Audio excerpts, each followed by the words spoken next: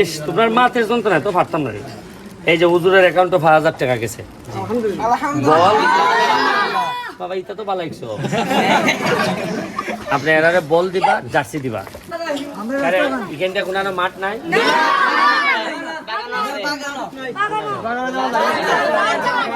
আছে না, অনেক লোক আছে না যে কিছু কম টাকা বেচে লইব, ওই দেয়া এই জায়গাটা কিনে এটা মাঠ বানাইতে লাগবে। তাহলে অন্তত উরুত্তায় তো খেলতার ভাই, বড়টা যাবে একা দূর, আর উরুত্তায় খেলবার লাগে একটা জায়গা দেখো আমি কিনে দিব।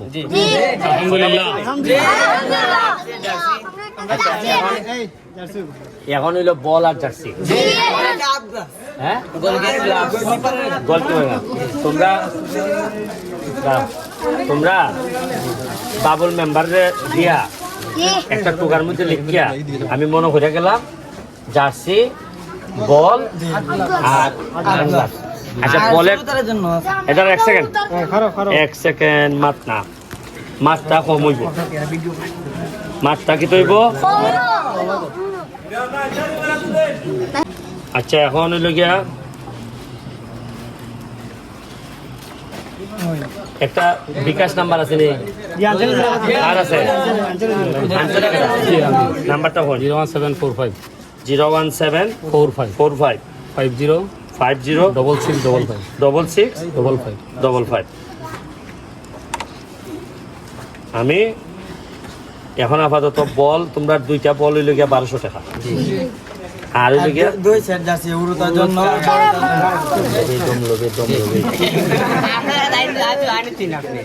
এই তোমরা রে ইটেন তো আচ্ছা দিমু হুজুরের হইলে হল যাবে গান বইছে যে মসজিদ। না না না না না না চিন্তা করতে যে আপনার কষ্ট হইতেছি বেশি, এই জন্য আর কি জাস্ট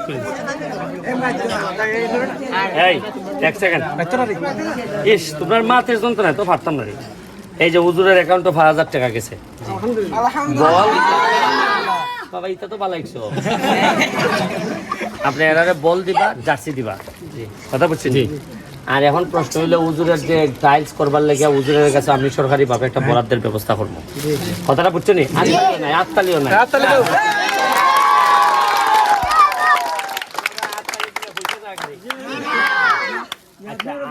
রাস্তাটা আমি দেখে গেলাম, যে রাস্তার মাটিটা আপনি দিয়েছেন ভাই, আমি খাটাইছি এই দুটো রাস্তার মধ্যে মাটি আপনার মেম্বার সহ কেন অনেকে আছে যার কাছে আমি খুবই ঋণী। এরা আমার নির্বাচনের সময় আমার লেগে অনেক কষ্ট করছেন। আমি চেষ্টা করবো আমার এই 5 বছরে আমি আর কিছু পারি না পারি আমার ঋণ খান পরিশোধ করে দিই। অর্থাৎ ভাই এই এলাকার ইফুলাফান থেকে আরো বেশি কষ্ট করছে, আমার নেতৃত্ব করছে, কিন্তু আমি উবাটা মাদ্রাসার সুপার এই হিসাবে আমি প্রকাশে দিতে পারছি। আমি আইবো আর লেগে আমারে বাবুল মেম্বারের মাধ্যমে বাইরা যারা আছে আমারে আনসারি হুজুর আসেন খবর দিবাই যে কেউ জায়গা বেছে কিনা, জায়গা যদি বেছে আমারে খবর দিবাই, দিলে জায়গা কিনা খেলা আরম্ভ হয়ে দিবাই।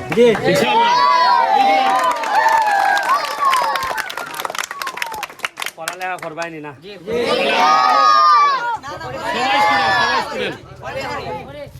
সবাই স্টুডেন্ট সানকলা সমাজ কল্যাণ সংঘ একটা সংঘ আছে, এটাতে আমরা প্রতি বছর একটা মাহফিল করে যেটা দাওয়াত দিচ্ছিলাম, এটার সদস্য এবং এরা মোটামুটি পড়ালেখার সাথে সম্পৃক্ত সবাই। পড়ালেখা অফিসার হইবাই নি?